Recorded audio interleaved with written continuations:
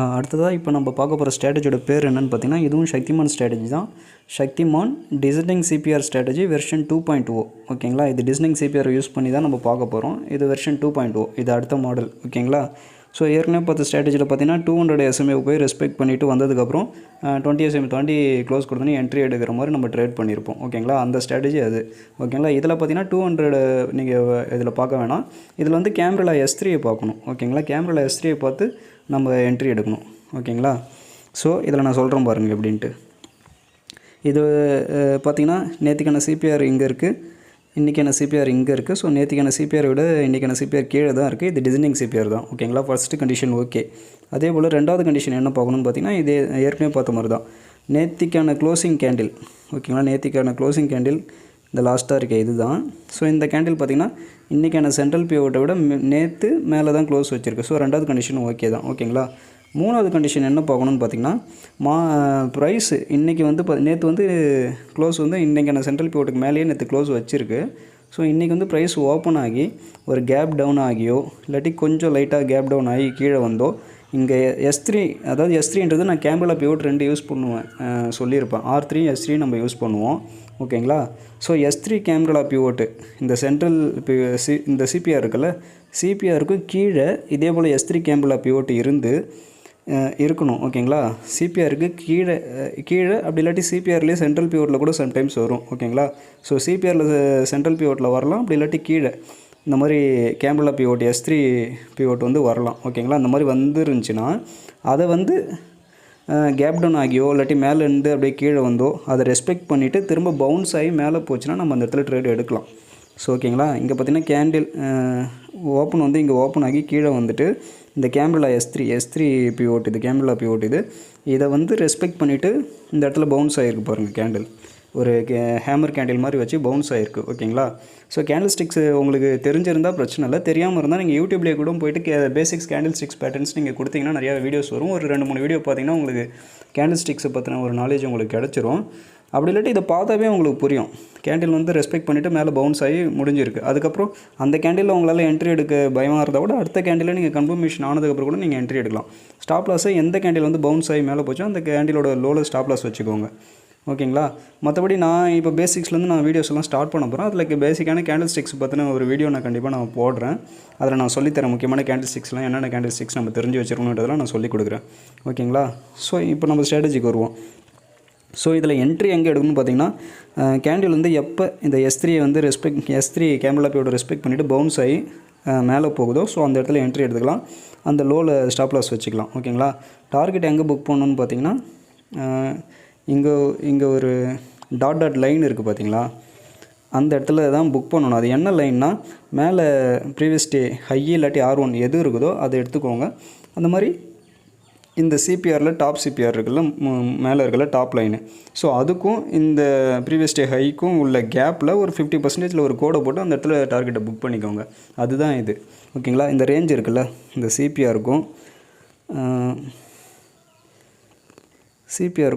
மேலே இங்கே previous day high இருக்குல்ல, இதுக்கும் நடுவில் ஒரு ரேஞ்ச் இருக்குல்ல, அந்த ரேஞ்சை பாதியாக பிரித்து 50% ஒரு கோடு போட்டிங்கன்னா என்ன வருமோ அதுதான் அந்த கோடு, அந்த டாட் லைன் நான் போட்டு வச்சுருக்கேன். ஸோ அந்த இடத்துல தான் நம்ம டார்கெட் புக் பண்ணணும் ஓகேங்களா. இவ்வளோ தான் கான்செப்ட். ஸோ நீங்கள் இந்த இடம் வரும்போது நீங்கள் டார்கெட் புக் பண்ணுற வேண்டியதான். இவ்வளோ தான். நான் அடுத்து வர எக்ஸாம்பிள்ஸில் காட்டும்போது உங்களுக்கு புரியும் ஓகேங்களா. ரொம்ப சிம்பிள் தான் இது வந்து அடிக்கடிலாம் இந்த ட்ரேட்ஸ் அமையாது, ரொம்ப ரேராக தான் இந்த ஆப்பர்ச்சுனிட்டிஸ் கிடைக்கும். பட் ரொம்ப பவர்ஃபுல்லாக இருக்கும், மொமெண்டம் நல்லா கிடைக்கும், நல்லா அக்யூரஸியும் அதிகமாக இருக்கும். ஸோ பையிங்க்கு இந்த ஸ்ட்ராட்டஜி யூஸ் பண்ணால் ரொம்ப நல்லா பவர்ஃபுல்லாக இருக்கும் ஓகேங்களா. ஸோ இந்த மாதிரி ஸ்ட்ராட்டஜிஸ்லாம் அப்ளை பண்ணி தான் நான் கொஞ்சம் குவான்டிட்டிஸ் அதிகமாக போட்டு ப்ராஃபிட்டை புக் பண்ணிவிட்டு வெளியே வந்துடுது. பட் நீங்கள் அது பண்ணும்போது கண்டிப்பாக 1 லாட் 2 லாட்னு போட்டு இப்படி தான் நீங்கள் கொஞ்சம் கொஞ்சமாக தான் ப்ராக்டிஸ் பண்ணி பார்க்கணும். ரிஸ்க் மேனேஜ்மெண்ட்டை ஸ்ட்ரிக்டாக ஃபாலோ பண்ணி தான் பண்ணணும் ஓகேங்களா.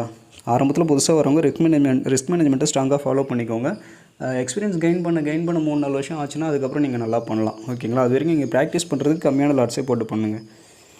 இப்போ நான் அடுத்த சார்ட்டை காட்டுறேன்.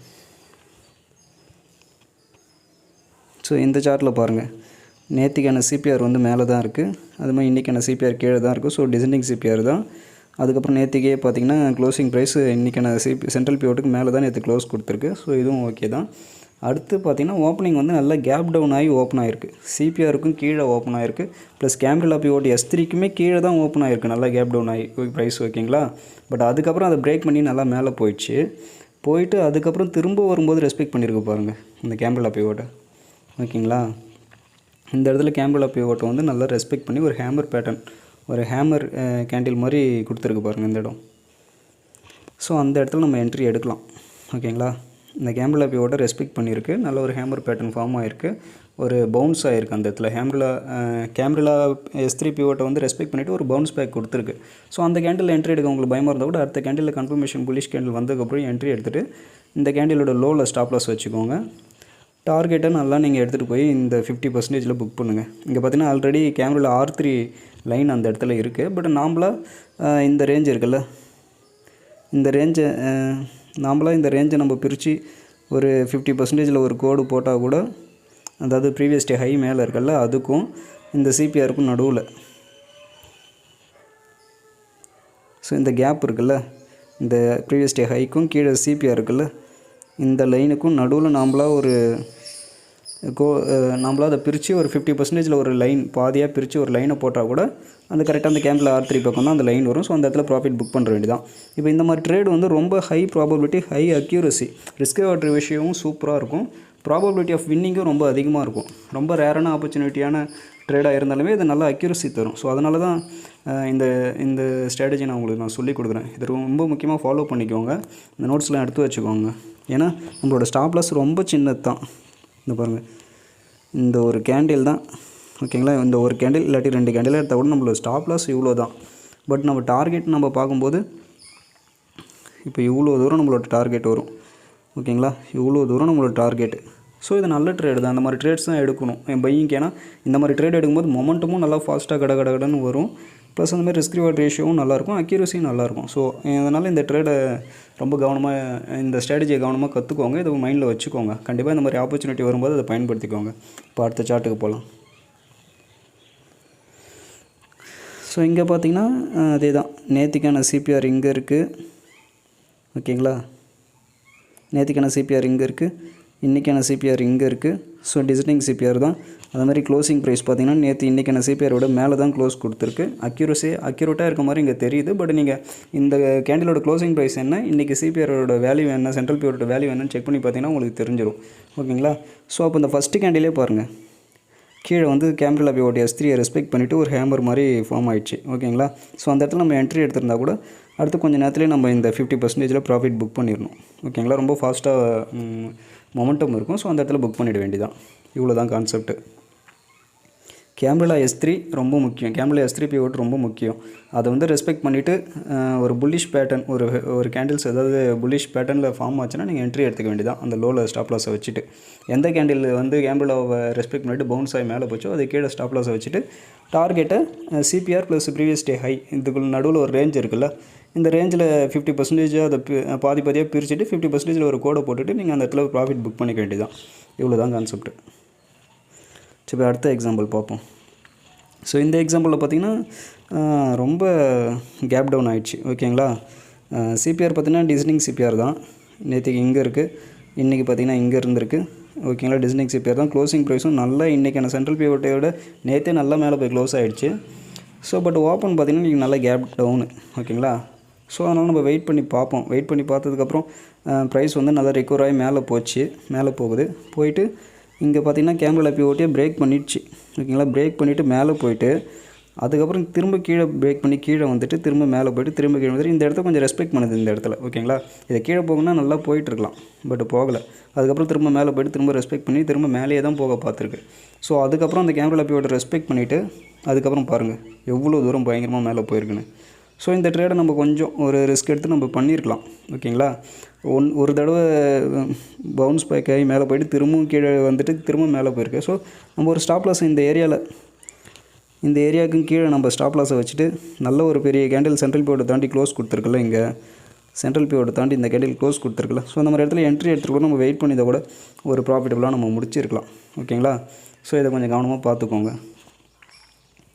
இந்த இடத்துல இன்றைக்கி பாருங்கள், இந்த இடத்துல பாருங்கள் கேம்ப்ரில்லா S3 வந்து நல்லா சென்ட்ரல் பிவோட்லேயே வந்திருக்கு. ஸோ இன்னும் நல்லா பவர்ஃபுல் தான். சென்ட்ரல் பிவோட்டில் இருக்க அந்த கேமரா சென்ட்ரலில் இருக்கக்கூடிய அந்த லைன்லேயே அந்த கேமரா பிவோட்டும் வந்துருக்கு. ஸோ அதை ரெஸ்பெக்ட் பண்ணிவிட்டு அடுத்த கேண்டில் அங்கே போனதால் நீங்கள் அங்கே என்ட்ரி எடுத்திருந்தால் கூட டார்கெட் வந்து நீங்கள் இங்கே 50% புக் பண்ணணும்னா ப்ரீவியஸ் டே ஹைக்கில் கூட நீங்கள் புக் பண்ணலாம். ஏன்னா முன்னெல்லாம் பார்த்தீங்கன்னா முன்ன எடுத்த ட்ரேட்லாம் நம்மளுக்கு இந்த இடத்துல தான் என்ட்ரி கிடைக்கும். அதாவது இந்த ரேஞ்சு இங்கே இருக்கல இந்த ரேஞ்சுக்குள்ளே என்ட்ரி கிடைக்கும். சிபிஆருக்கு கீழே தான் அந்த கேம்பரா பிவோட் இருக்கும் S3, அந்த இடத்துல என்ட்ரி எடுப்போம். அதுக்கப்புறம் நம்ம டார்கெட் வந்து இந்த 50% போய் புக் பண்ணுறதால அது கரெக்டாக இருந்திருக்கும். பட் இந்த ட்ரேடை பொறுத்த வரைக்கும் நம்மளுக்கு என்ட்ரியே பார்த்திங்கன்னா இங்கே தான் கிடச்சிருக்கு. சிபிஆருக்கு மேலே தான் நம்ம சென்ட்ரல் பிவோட்டில் தான் ரெஸ்பெக்ட் பண்ணியிருக்கு, அதுக்கு மேலே தான் என்ட்ரி கிடச்சிருக்கு. ஸோ இங்கே போய்ட்டு நம்ம 50% புக் பண்ண தேவையில்லை. நீங்கள் வெயிட் பண்ணி நீங்கள் இந்த ப்ரீவியஸ் டே ஹையில் அதாவது ப்ரீவியஸ் டே ஹையில் கூட நீங்கள் போய்ட்டு புக் பண்ணிக்கலாம். ஓகேங்களா, இவ்வளோ தான். இந்த ஸ்ட்ராட்டஜி கொஞ்சம் கிளியர் ஆகிக்கோங்க. இது அதிக சார்ட்ஸ் என்கிட்ட இல்லை, ரொம்ப கம்மியான ஆப்பர்ச்சுனிட்டிஸ் தான் வந்துச்சு. பட் வந்தது எல்லாமே நல்லா அக்யூரசி கொடுத்துருக்கு, நல்லா ப்ராஃபிட்டபுளாக இருந்திருக்கு. ஸோ அதனால் இந்த ஸ்ட்ராட்டஜி பவர்ஃபுல்லாக இருக்கிறதால உங்கள் கூட நான் ஷேர் பண்ணிட்டு இந்த ஸ்ட்ராட்டஜி நான் உங்களுக்கு சொல்லி கொடுத்துருக்கேன். ஓகேங்களா, அதுக்கப்புறம் இன்னும் ஒரு முக்கியமான விஷயம், இந்த ஸ்ட்ராட்டஜி பொறுத்த வரைக்கும் இன்னொரு என்ட்ரி எடுக்கலாம். அது எப்படி எடுக்கலாம்னு பார்த்தீங்கன்னா, எப்பயுமே நம்ம இந்த ட்ரேட் படி இப்போ நம்ம இந்த இடத்துல நம்ம என்ட்ரி எடுத்தோன்னா அன்றைக்கி ட்ரெண்டிங்காகி நல்லா போயிட்டே இருந்துச்சுன்னா நல்லா அது மாதிரி அன்றைக்கி நாள் முடிகிற வரைக்கும் நல்லா மேலே நல்லா அது போயிட்டே இருக்கும். ஓகேங்களா, பட் இந்த இடம் சொல்கிறல இந்த 50% இந்த இடத்துல புக் பண்ணுறல டார்கெட்டு. ஸோ அந்த இடம் இல்லை அதை தாண்டி கொஞ்சம் தூரம் இப்படி இந்த மாதிரி அந்த இடம் வரைக்கும் போயிட்டு அதுக்கப்புறம் திரும்பி ஆப்போசிட்டில் ரிவர்சல் ஆக திரும்ப ஆரம்பிச்சிச்சுன்னா நீங்கள் எங்கே என்ட்ரி எடுக்கலான்னு பார்த்தீங்கன்னா, இங்கே 50 SMA இருக்குல்ல, அதை தாண்டி ஃபஸ்ட்டு க்ளோஸ் கொடுக்குற வரைக்கும் வெயிட் பண்ணுங்கள். ஓகேங்களா, அதுக்கப்புறம் இங்கே சென்ட்ரல் பிவோட் இருக்குல்ல, அதை தாண்டி க்ளோஸ் கொடுக்குற வரைக்கும் வெயிட் பண்ணுங்கள். ஓகேங்களா, திரும்ப ரிவர்சல் ஆகி இங்கே இருக்க இந்த 50 SMA, அதாவது 50 SMAக்கு மேலே 20 SMA இருக்கணும், அதையும் பார்த்துக்கோங்க. 50 SMAக்கு மேலே 20 SMA இருக்கணும், இந்த ரெண்டுமே சென்ட்ரல் பிவோட்டுக்கு மேலே இருக்கணும். ஸோ இந்த மாதிரி கண்டிஷன் இருக்கான்னு மட்டும் ஓகேவான்னு நீங்கள் பார்த்துக்கோங்க. இங்கே பாருங்கள், சென்ட்ரல் பிவோட் இங்கே இருக்குது, அதுக்கு மேலே இந்த 50 SMA இருக்குது, அதுக்கு மேலே 20 SMA இருக்குது. ஓகேங்களா, இது எல்லாமே கரெக்டாக இருக்குது. அப் ட்ரெண்டு நல்லா மாறிடுச்சு. பட் ஆனால் எதிர்பாராத விதமாக அங்கே ரிவர்சல் வந்தால் மட்டும்தான் அது பவர்ஃபுல்லாக இருக்கும். ஸோ அப் ட்ரெண்டுனா என்ன, 50க்கு மேலே 20 இந்த தான் அப் ட்ரெண்டு, இங்கே 50க்கு மேலே 20 இருக்குது. ஓகேங்களா, அதே மாதிரி சென்ட்ரல் பிவோட்டுக்கு மேலே இது ரெண்டுமே இருக்கணும், 50 SMA 20 SMA. ஸோ இங்கே அதன்படி எல்லாமே கரெக்டாக சென்ட்ரல் பிவோட் இங்கே இருக்குது, அதுக்கு மேலே 50 இருக்குது, அதுக்கு மேலே 20 இருக்குது, நல்லா அப் ட்ரெண்டாக தான் இருக்குது. ஸோ யாருமே எதிர்பார்க்காம திடீர்னு அந்த இடத்துல ஒரு ரிவர்சல் வருதுன்னா அது எப்போ கன்ஃபார்ம் ஆகுனா, இந்த வர கேண்டில் வந்து 50 SMA தாண்டியும் க்ளோஸ் வைக்கணும், ப்ளஸ் இந்த சென்ட்ரல் பிவோட்டை தாண்டியும் க்ளோஸ் வைக்கணும். ஸோ அதன்படி பார்த்திங்கன்னா இந்த கேண்டில் தான் க்ளோஸ் வச்சுருக்கு. ஓகேங்களா, அந்த இடத்துல என்ட்ரி எடுத்துக்கலாம், ஸ்டாப் லாஸ் எடுத்துகிட்டு போய் இந்த டே ஹையில் வச்சுக்கலாம். டார்கெட் வந்து ப்ரீவியஸ் டே லோ இல்லாட்டி S1 இந்த ஏரியாவில் வந்து புக் பண்ணலாம். ஓகேங்களா, இந்த ஒரு ட்ரேடுமே ரொம்ப ரொம்ப பவர்ஃபுல்லாக இருக்கும். ஸோ இந்த ஒரு ஆப்பர்ச்சுனிட்டி வந்தாலும் நீங்கள் 2 ட்ரேடாக நீங்கள் எடுத்துக்கலாம். ஓகேங்களா, ஸோ நீங்கள் இந்த ட்ரேட் எடுத்தாலுமே ரொம்ப பவர்ஃபுல்லாக இருக்கும், அக்யூரஸியாக நல்ல. ஏன்னா மதியத்துக்கு மேலே தான் இந்த மாதிரி ஆப்பர்ச்சுனிட்டி கிடைக்கும். ஸோ அது வரும்போது பயங்கர பவர்ஃபுல்லாகவும் மொமெண்டமாகவும் டவுன் சைடு இருக்கும். எப்பயுமே கால் ஆப்ஷனோட புட் ஆப்ஷனை வாங்கும்போது நல்ல உங்களுக்கு கொஞ்சம் அதிகப்படியான பாயிண்ட்ஸ் வந்து அதிகமாக கிடைக்கும். வாலட்டிலிட்டி அங்கே தான் அதிகமாக இருக்கும், ப்ரீமியம் ரொம்ப குயிக்காக ஏறும். ஸோ அதனால் அந்த ட்ரேட் உங்களுக்கு நல்ல ப்ராஃபிட்டபுளாக கொடுக்கும். ஓகேங்களா, ஸோ அதுதான் இப்போ இந்த ஸ்ட்ராட்டஜி பொறுத்த வரைக்கும் இது 2 என்ட்ரி எடுக்கலாம். ஆப்பர்ச்சுனிட்டி கிடைச்சா 2வது என்ட்ரி எடுக்கலாம், இல்லை ஒரு என்ட்ரியோடு நீங்கள் முடிச்சிடலாம். ஓகேங்களா, நீங்கள் இங்கே எடுத்து, அதாவது இந்த இடத்துல நீங்கள் இந்த கேண்டில் வச்சு நீங்கள் என்ட்ரி எடுத்துகிட்டு டார்கெட்டை போய்ட்டு இந்த 50% இந்த இடத்துல நீங்கள் புக் பண்ணிட்டீங்கன்னா ஓகே, முடிஞ்சு போச்சு. ஓகேங்களா, அதுக்கப்புறம் என்ன நடக்கும், மார்க்கெட் மேபி நல்லா அதே டைரெக்ஷனில் ட்ரெண்டிங் ஆகி நல்லா இந்த ரேஞ்செல்லாம் தாண்டி நல்லா போயிட்டே இருக்கும்.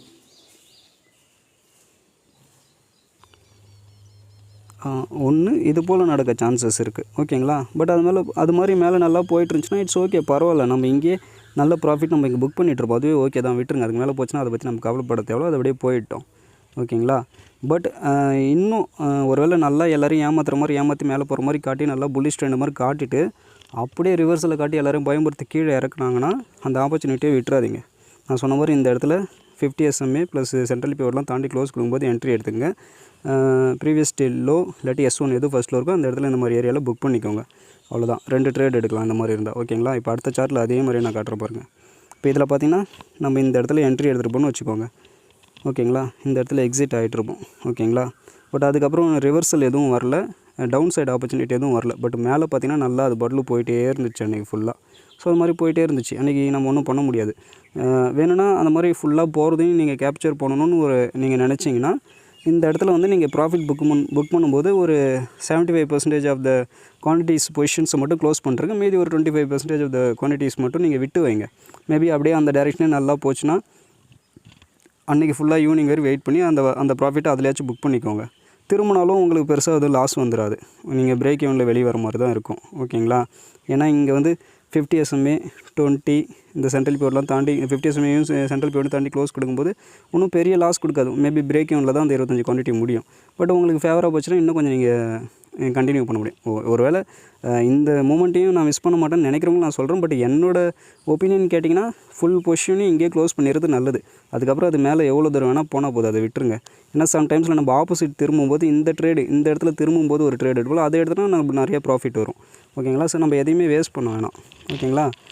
இது உங்களுக்கு புரிஞ்சிருக்குன்னு நினைக்கிறேன். ஸோ இப்போ நான் அடுத்த எக்ஸாம்பிள் சார்ட்டை நம்ம பார்ப்போம்.